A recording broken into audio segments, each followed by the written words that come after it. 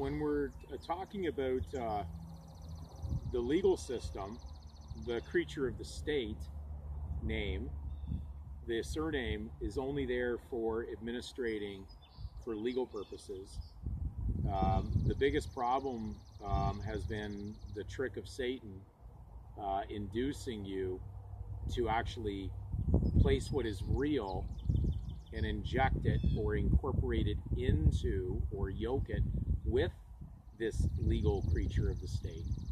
On its own, it's there only for that purpose. No one was ever made to place their given name there. There was a mistake by the parents, but at the same time, we have to understand that the conflict that was spoken of, that God would put enmity between the seed of the woman and the seed of the serpent, has been going on from the beginning after man sinned, because he walked in voluntarily into the jurisdiction of Satan and actually almost became what we'd consider a worshiper of this false god. And so the yoking or the incorporation of your private God-given name into the mix is the problem. There'd be no mix-up at all if you had not placed that in there. So we have to understand that one side is spiritual, the other side is the legal jurisdiction that God has allowed the nations of man and Satan to have for the moment, but their time is running out. But it did not mean that you were supposed to be moonlighting in between both. Now, of course, when you remove your private name out, your God-given name out of there, well, you've just done the right thing, because you weren't supposed to be unequally yoked with unbelievers. Now, yes, subject to, not a subject of. And of course, they need that because they can't administrate without that. But you've been confused into believing they needed your private name in order to pull this off. No, it would just be on its own, and there would have been nothing more than a surplus in their world. The debt that is created is because of you touching the unclean thing with your private name. Now, we've talked earlier about the fact of jus soli, which is citizenship by birth. Well, they're talking about just the birth, the legal birth name. We'll just spell it B-E-R-T-H, because that's just basically there for the purposes of them having a permanent legal record of a title that's strictly for that purpose. Your given name was never theirs, and it never could have been forced to be put on the document. Therefore, rendering or giving to Caesar what is Caesar's now makes sense, but it didn't make sense to give to Caesar what is God's.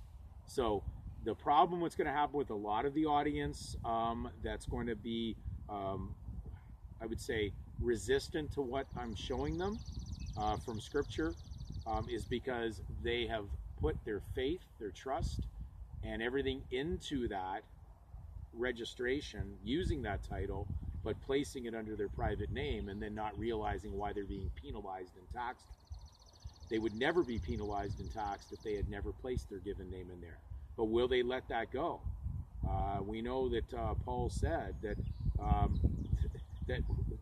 for Christ he would lose this gain or this Mammonite private claim that was going on around him, and therefore very pertinently he knew that even though he had the ability to have those things privately crossing the public as everybody else was doing, he knew that it wasn't going to be the righteous or the spiritual thing to continue in that direction if he was there to serve his true master, which was Jesus Christ. So to reach the highest authority, you are going to have to separate. You have to separate that. How could you separate or be separate or private if you're in the public with a private claim?